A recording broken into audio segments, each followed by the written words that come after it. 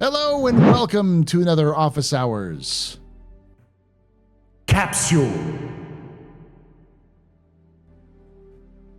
That's right, Capsule. This is a short segment of my Office Hours live stream I do on Thursdays at 8 p.m. Eastern, 5 p.m. Pacific on twitch.tv/theastropub, youtube.com/theastropublive, where we talk about Star Citizen Star Citizen news, lore, and more. We'd love to have you come down and join this chat live while we do these read-throughs and other news sort of reports. They'll tell you this is pre-recorded because they like to lie to you. But I also have a new audio setup, so if things kind of break, just keep that in mind. But today we're going to be reading through the monthly report for May 2024 from the Star Citizen monthly report. So I'd love to have you come down and join us live, typically. But for now, without talking. Oh, actually, I do want to give you one more context. I'm going to read through the entirety of the monthly report from beginning to end, word for word, and insert my own definitions or my own conjecture as well as clarifications, because a lot of stuff they'll talk about is stuff they've been talking about in monthly reports for years in some cases. So to help you understand like what's actually being said. But with all that being said, let's get to it.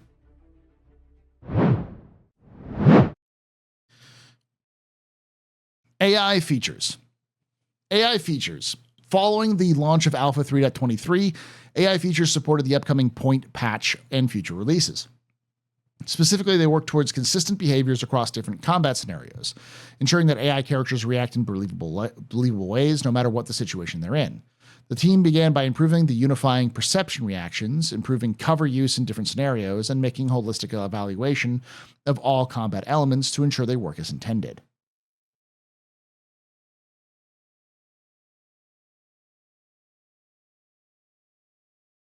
This is particularly important with the recent improvements to the hostility system. For example, if an AI comes across two others fighting they are friendly with, both.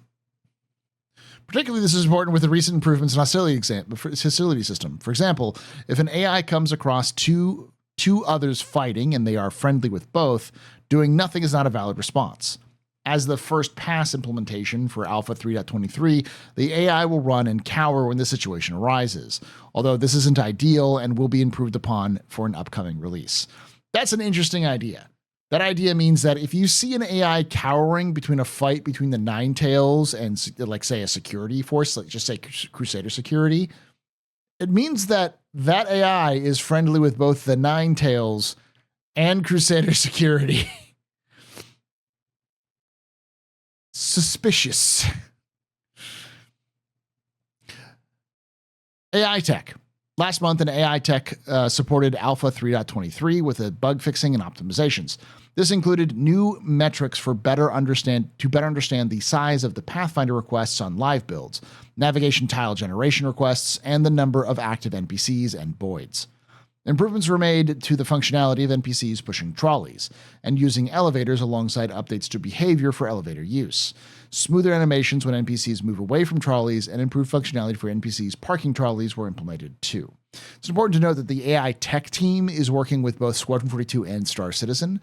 So they've been talking about NPCs pushing trolleys for about a year now, maybe more than that. I used to make a big deal about them having AIs pushing trolleys and stuff like that. But I think we don't see it in Star Citizen, so it's almost certainly mostly for Squadron that they're focusing on this. But because some of these do get copied over from the Squadron monthly reports as well as in the Star Citizen monthly reports, this is probably what they're talking about.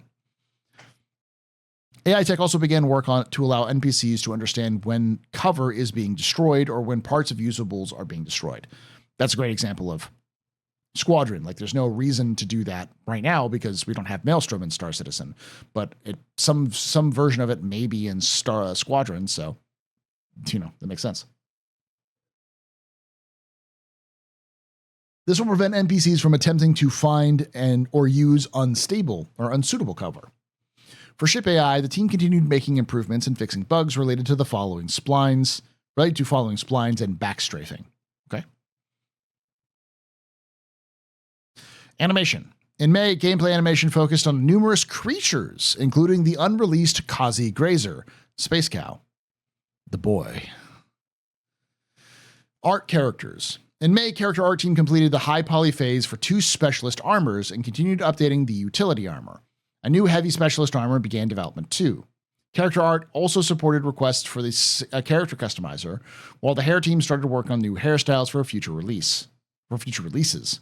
Progress was also made on new creatures. Very cool. Here's the meat. Art ships. For Alpha 3.23, ship art delivered the Aegis Retaliator's cargo and bomber modules, ensuring they met gold standard requirements. Argo MPVU tractor was also completed in early May. Elsewhere, Lot Zero was completed for the RSI Zeus Mark II, with the team delivering a significant amount of work on dramatically increase the detail in all areas of the ship. For example, lighting across the entire ship has been designed to bring out the volume and highlight details, while animation phases were done across...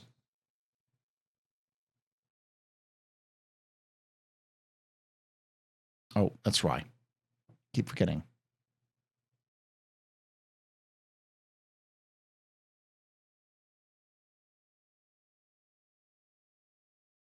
I'm speaking very loudly because I forgot that I turned on the music. Again, like I said, audio technicals.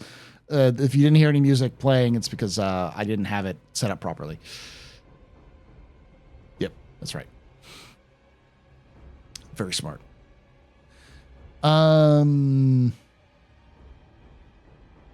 For example, lighting across the entire ship has been designed to bring out the volume and highlight details, while animation passes were done across all moving parts, with many receiving secondary motion to communicate a sense of weight. The next stage is a wear pass and completion of the ship's damaged states. Material passes are also done to help unify the feel of the new RSI ships in the future. So Dorito ships are the future for CIG, for RSI.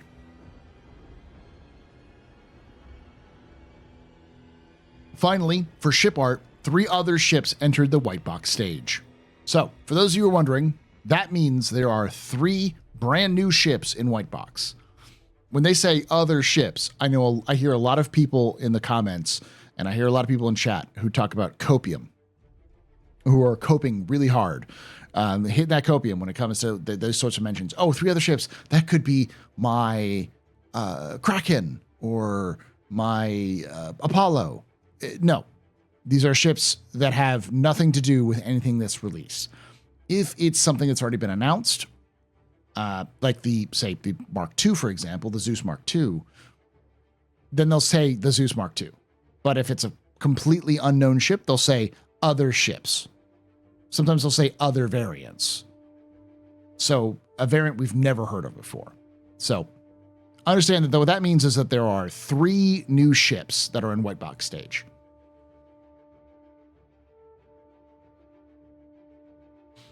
Community team began May supporting Alpha 3.23 Adventure Beacons, including the Mirai Pulse Gravlev bike. They published the Pulse Q&A comlink, answered the community's top questions, and a patch watch highlighting the sections of features and quality of life of improvements.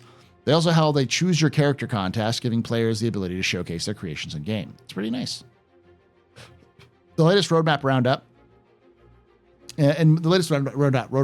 more details were shared about an upcoming Alpha 4.0 patch.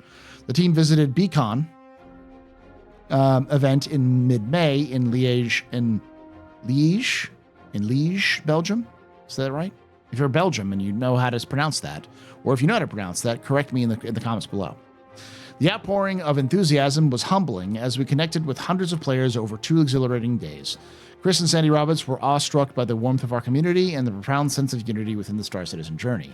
We commend the exceptional efforts of Beacon staff who tirelessly crafted this event for a year and a half, ensuring that it was a joyous celebration for all. Community team. The community team supported the recent Invictus launch week with an FAQ, the free flight schedule, the Anvil Hornet Mark I Sunset FAQ, updates to Aegis Saber Firebird and Retaliator, and QA comments links for the Aegis Saber Firebird, and the Argo MPUV Tractor, and the Ursa Medevac. They also published an update about the Overdrive Initiative event, ran the I'm Doing My Part video contest, challenging players to create a 15-second video showing how they supported the Empire during Invictus launch week. All I can think of is the I'm doing my part. I'm doing my part. I'm doing my part. I ain't do fucking shit. that whole meme. If you know what I'm talking about, you know what I'm talking about. Support was provided for various community events, including System 7 Ground Racing League from Atmo Esports and the Ignition Expo from Anzia Racing. Not Starship Troopers. I'm talking about the other, that meme. If you know what I'm talking about, it is partially Starship Troopers. The community team continued detailing the weekly publishes of This Week in Star Citizen and updated the Arena Commander schedule. Preparations for CitizenCon 2954 are also well underway, and the team is dedicated to delivering an unforgettable experience, currently working through presentations, refining layout, and other fun surprises. Core gameplay pillar spent May closing out tasks and bug fixing for Alpha 3.23 and Alpha and 3.23.1. While part of the team focused on the final touches for cargo feature, the majority continued working on gameplay features for Alpha 4.0 and beyond. In May, the core gameplay pillar completed a significant amount of work on the multi-tool refactor planned for Alpha 4.0. This will provide a more streamlined experience by putting the tool's primary attachment action on the left mouse button and a secondary action on the right. Planning for the remaining multi-tool refactor work, such as an updated UI and battery consumption, was also completed. Yeah, interesting. A primary and secondary action. So I guess like with like mining, you can mine, and then the secondary action would be like the beam that you can, like the tractor beam that works to kind of suck stuff in. What would be the secondary reaction for a tractor beam, though? For biome accumulation, the team completed further Squadron 42 porting work and scoped out how features will integrate into the weather system. The biome accumulation thing sounds to me like accumulating snow, maybe? Like making puddles and stuff like that for like with rain? Traversal for second action. Okay. Oh, the push-pull. Right. So instead of grabbing, you're reeling yourself back in for secondary. I get that.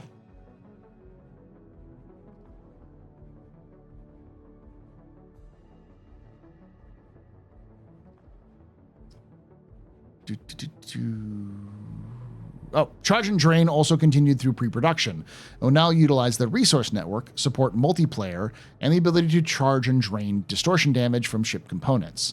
Oh, that's interesting. So that's an idea of maybe engineering where you can actually use a tool to suck the distortion damage away, like a built-up charge you can sort of like extract from a component to make it work.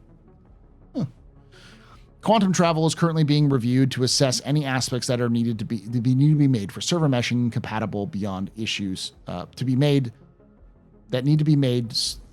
Okay, it's really weird. Quantum travel is currently being reviewed to assess any aspect that need to be made server meshing compatible beyond issues observed during tech preview tests. Okay. Hail, fog, actual snow or rainstorms on the moons and planets. That's definitely something they want to do, but I think what they're talking about biome accumulation. For me, that means like accumulating detritus and other things that happen in an environment. So if like a leaf falls from a tree, it will build up. Snow, if it falls down, will build up. Rain, if it comes down, will start filling in the puddle areas, like lower areas with water. That kind of idea. But it's definitely, as I said, they want to integrate into part of the weather system, and like fog, hail, fog, snow, rainstorms. Those are all planned for the weather system. So. Support for Arena Commander's engineering mode is provided to allow items to be repaired once they reach 0 health. May also saw the core gameplay pillar improving various profiling tools that assess the performance of characters, vehicles, and interactable entities. This will provide more and better quality data. Locomotion improvements for NPCs performing sharp turns were completed, which will allow characters and creatures to switch direction more smoothly. Work required to adapt the inventory system to server meshing was scoped out, as it will require rework of its backend to scale appropriately. Initial version of the jump tunnel drive failure events was implemented in May. Now when a ship's jump drive is disabled or damaged, the player will be forced out of the tunnel, which correctly aligns to the exit point in the destination star system. Further improvements to the debug tools for the jump point gameplay were implemented too. Does that mean you'll drop out before the exit tunnel? Because that sounds awful. To be stuck in mid space, like between two systems, possibly light years apart from each other.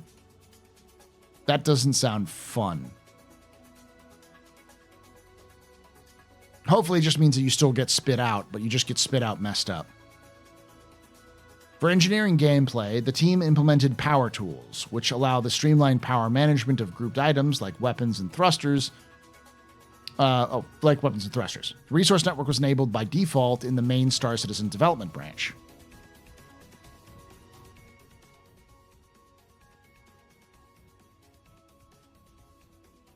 Which ensures all teams can work with it and integrate their features or content with it.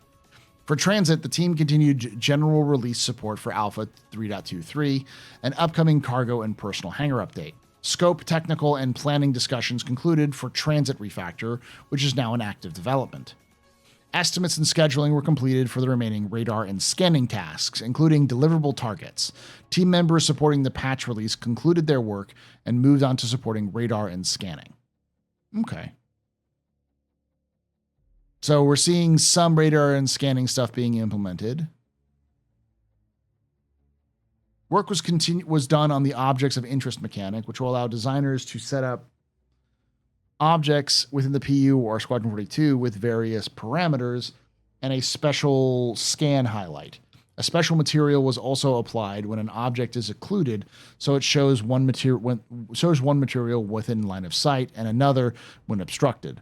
The team also added a fading effect for highlighting objects based on distance. Additionally, the work is done on including organization information in FPS scan data, while the new SFX was added when attempting to ping while the ability is on cooldown. The team also completed checks between the PU and Squadron 42 streams, raising differences so the team can continue to port features from Squadron 42 feature set. Finally, radar and scanning. For radar and scanning, the team activated FPS radar and other experimental radar features across Arena Commander. These systems will be released closer to the release of Alpha 4.0 for a potential preview via Arena Commander. So we're getting FPS radar in preview for Arena Commander for 4.0.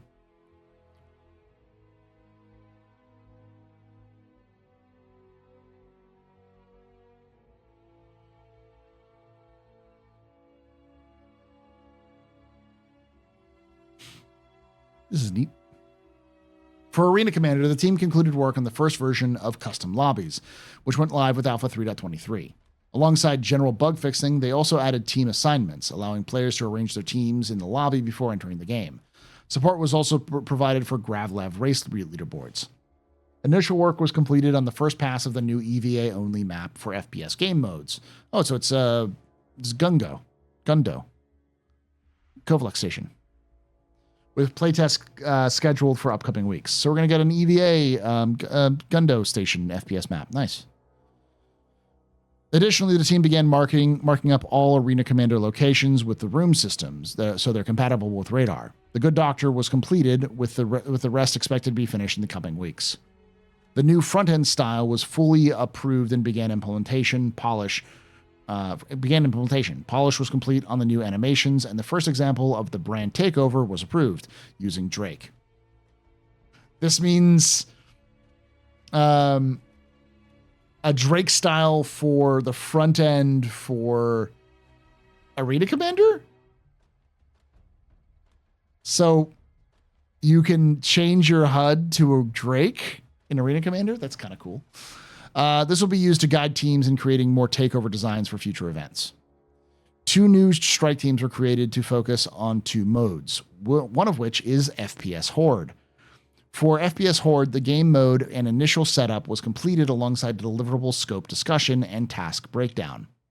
The primary goal of the mode is to provide developers with a fast, easy, and reliable way to iterate on the development of spawn closets, creature and human AI, and FPS radar. The team will assess the game mode closer to Alpha 4.0 on the feasibility of introducing it as a publicly playable experimental mode.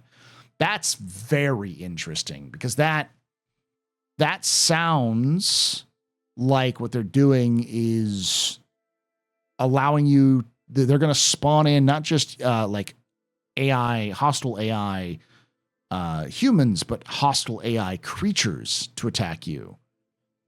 And also to test out FPS radar, which is interesting.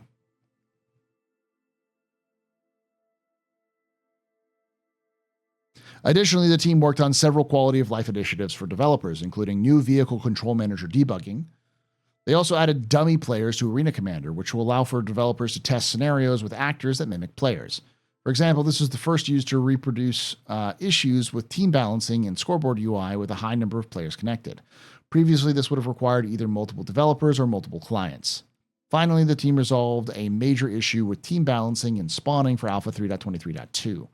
and assisted in the resolution of a critical issue with analytics, including the creation of new gameplay analytics dashboard.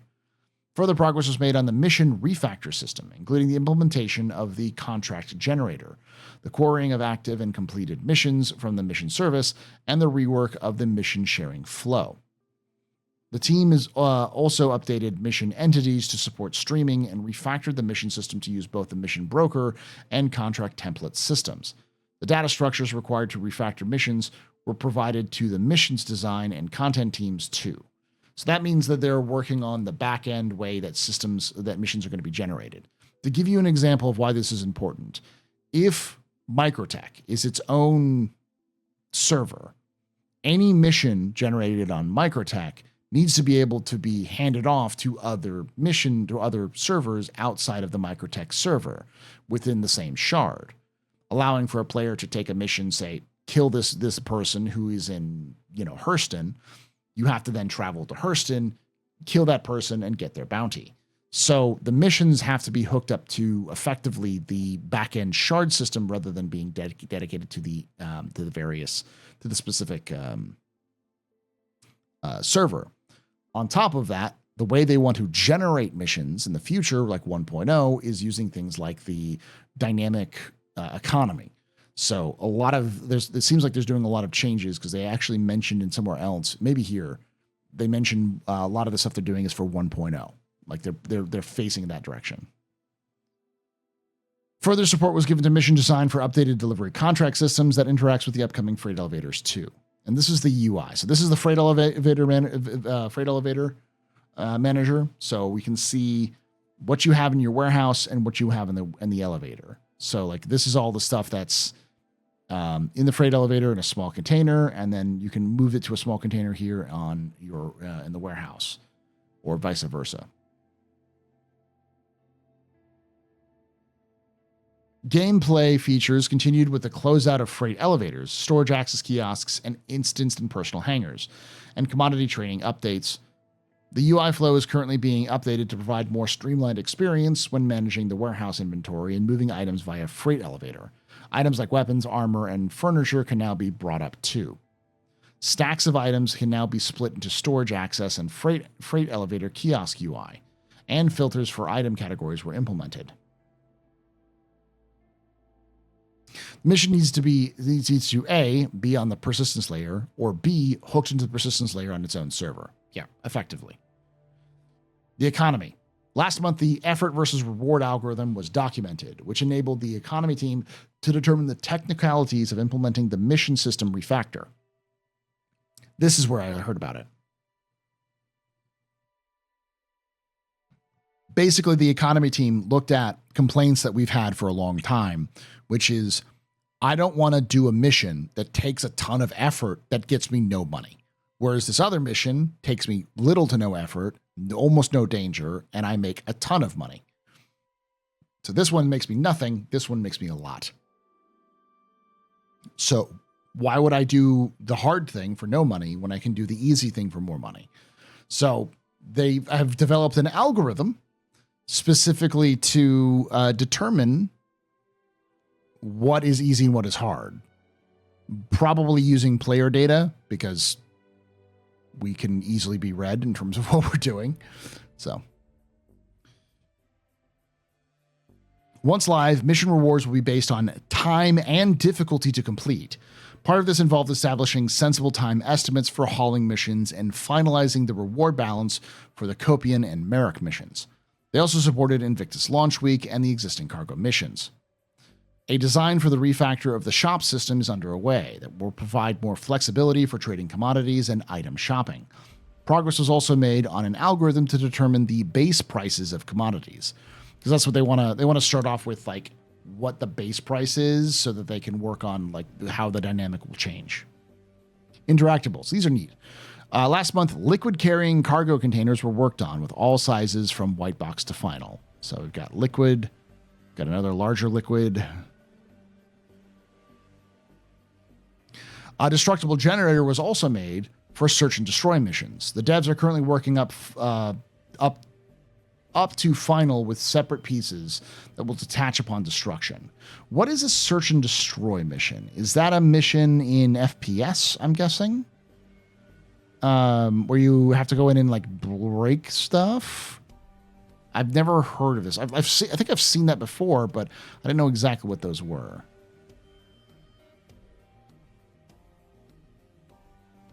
Lighting. Lighting spent time finalizing work on instance hangars. Once complete, they will kick off new content for Alpha 4.0. They also began the look dev stage on new cave archetype. Yeah. The illegal monitoring mission is a ship-based version. Okay, so there might be an FPS-based version. Okay. Locations. May saw the landing zone team fixing bugs for instance hangars before moving on mandates for Alpha 4.0, including crafting the remaining stations for Pyro. The organics team continued iterating on new biomes. Mission design. Throughout May, mission design continued working on cargo missions, specifically polishing the abandon flow. This is used when a player decides they no longer want to play the mission. For example, if they already picked up a load, the contract will give them an allotted time to deliver it to a closer location and will take less of a reputation hit. For the player, if the player doesn't deliver the cargo in the allotted time, it will be marked as stolen. Planning was also done for the mission system refactor, which is required for server meshing. This will also bring the process and pipelines used by the team up to date to ensure everything is aligned with the current standards. Future content plans are underway, with some actively being built. Mission design also aligned with tech design on their deliverables to see if more of their upcoming gameplay can be utilized. Pyro-based repair missions are being actively designed. These involve replacing components containing radiation and power management via charge and drain. So that was something that they talked about for pretty recently. The idea that they were going to do a mission, a mission which was designed to, it's kind of like a chop shop mission where you're designed to repair ships that were damaged in, like, a salvage yard. That you'd go to a salvage yard and they'd spawn this stuff. And I think it was removed from the roadmap. I remember it being on the roadmap. I might be wrong on that one.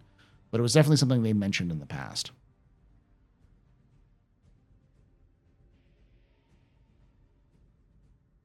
I hope those mission algorithms take server performance into consideration. Bunker missions change entirely from good to bad servers. That is actually a good point. That there's a lot of reasons why some things are harder than others because of how bad bugs are. So some missions might be harder because the bugs are there and they always fail because of the bugs. Like, I'm sure if you just looked at it from pure completion status, almost no box missions are fully completed because they're usually bugged. So, narrative. May kicked off with a flurry of activity for the narrative team. As part of the scoping of responsibilities for Star Citizen 1.0, they looked into taking a larger role in the oversight and maintenance of social AI in the universe. This includes reviewing and adjusting existing civilian behaviors so the personalities of the various locations and landing zones come through. The team also is also prototyping new behavior types that will appear throughout some of the upcoming locations, as well as previously established ones. This led to initiatives to develop vertical slices of social spaces to test out a variety of larger-scale mechanics, such as day-night schedules, updates to the vendor/bartender behavior, and some mission providers in a contained space to make sure that they're providing the desired content before expanding. They're finally fixing bartenders! Woo! It also doesn't sound like this is going to be recent. This is a full 1.0 initiative, so they're not going to fix the bartenders for another multiple years. They have DC missions where you destroy servers. Oh, good to know. But this also sounds like they're doing, as part of 1.0 development, further work was done on the location stories for major landing zones, with team members working with design to tailor the story to the gameplay. These missions will provide exciting opportunities for players to embark on adventures that embellish local storylines. So it looks like they're doing mission givers for local events. So what you would do at an ArcCorp or around Area 18 versus Hurston and so on and so forth. That definitely sounds like mission givers or the evolution of mission givers. As part of 1.0 development, further work was done on location stories of major artists. The team also continued to support upcoming patches, providing narrative content for some of the upcoming mission modules, providing additional in-fiction names and descriptions to items, and working with the core gameplay teams on future mechanics. On the website, the narrative team posted the Whitley's Guide to the Hercules and a brand new batch of Galactopedia entries. Online technology. In May, the online services team focused on wrapping up the social services backend refactor, which will improve the performance and scalability of social features, including chat, friends, and groups. This will allow for the service to handle more concurrent users and requests to help the team add new features more easily in the future. The team also spent a significant amount of time helping stabilize Alpha 3.23 by triaging issues and bug fixing, including 12 critical and 24 major bugs. Additionally, they began working on a potential Alpha 4.0 release features, such as mission system refactor, marker system refactor, and player trade feature in support of server meshing.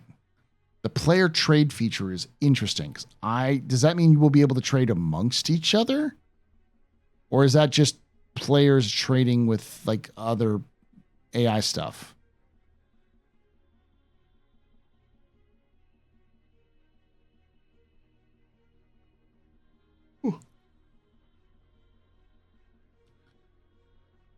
R&D. The R&D team's support for Alpha 3.23 continued throughout May.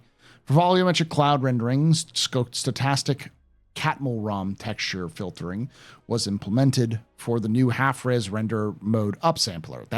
That is a lot of words. The number of ray marching steps now also scales with scene depth to improve performance in scenes with near-distance occluders, buildings, cockpit, terrain, etc. Moreover, the progress continued with temporal render mode. All confidence metrics and transmittance filtering received further tweaks and improvements. A first draft of the code was submitted for internal use. Tech design.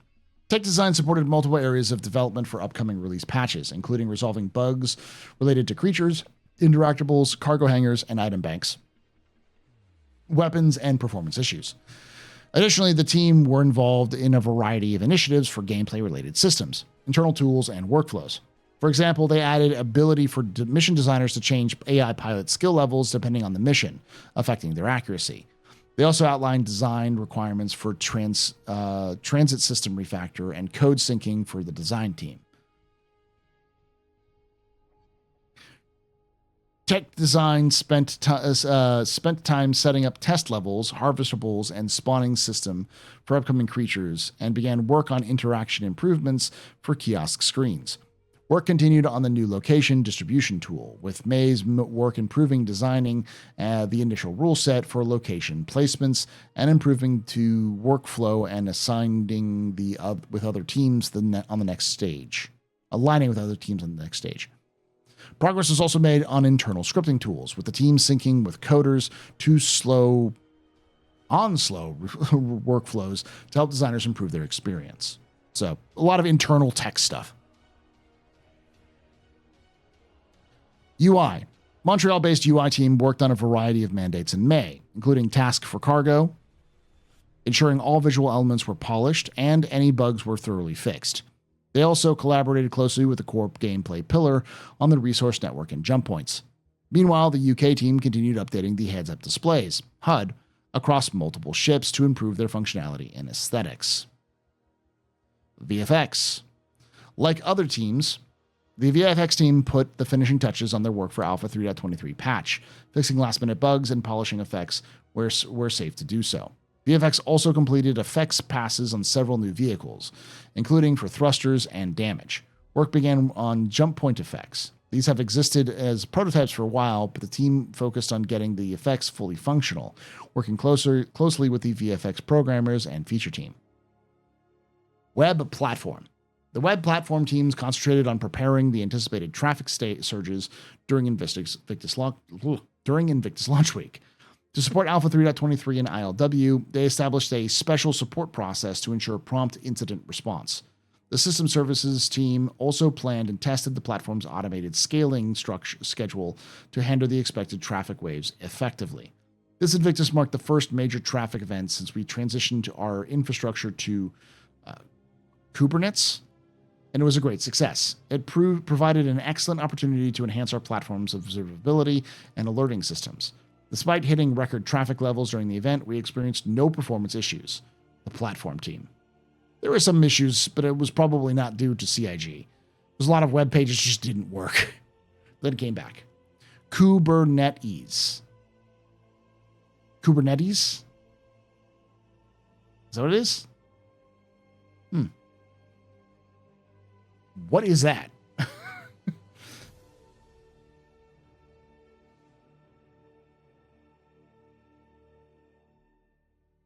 K8s? You're speaking Greek to me right now.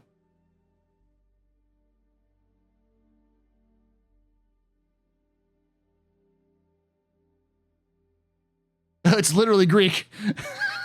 Okay. It's an AWS service. Okay.